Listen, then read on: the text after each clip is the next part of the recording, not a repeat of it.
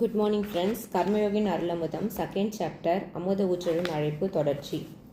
அழைப்பின் அடிப்படை ஒரு புனித ரகசியம். அந்த ரகசியத்தின் பலன் அடைவதே நம் குறிக்கோள். சிருஷ்டிலிருந்து இன்று வரை மனிதன் என்று நாம் குறிப்பிடுவதும் இறைவன் என்று சொல்வதும் ஆன்மீக அடிப்படையில் ஒன்றே. மனிதனும் இறைவனும் ஒன்றே. எது இறைவனாக இருக்கின்றதோ அதுவேதான் மனிதனாகவும் இருக்கின்றது. சொல்லப்போனால் கல்லும் மண்ணும் மனிதனும் இறைவனும் அடிப்படையில் ஒன்று என்பதே ஆன்மீக ரகசியம். எனவே தாயை விட்டு பிரித்த குழந்தை தாயிடம் செல்ல எழுப்பும் குரலே ஜீவன், அன்னை அழைப்பது. பூர்வ ஜென்மத்தை மறந்துவிட்ட ஜீவன் அதை உணர்ந்து இப்பொழுது மீண்டும் தன் பிறப்பினத்தருடைய எழுப்பும் ஆர்வ கனலை அழைப்பு.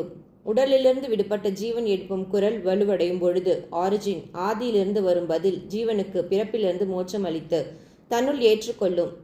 ஜீவன் உடலுடன் பிணைந்திருப்பதால் ஜீவனுடைய குரல் வலுவடையும் பொழுது ஆர்வம் உடல் எங்கும் பரவும். ஜீவன் எழுப்பும் ஆர்வக்குரல் மூச்சு அளிப்பதற்கு பதிலாக மனிதனை விழிப்புற செய்யும். அவனது உடலையும் விழிப்புற செய்யும். ஆர்வக்குரல் பலத்த ஒளியுடன் ஆர்வ கனலானால் உடலின் நுணுக்கமான பகுதிகளான அணுக்களும் விழிப்புற்று தங்கள் குரலையும் சேர்த்து எழுப்பும்.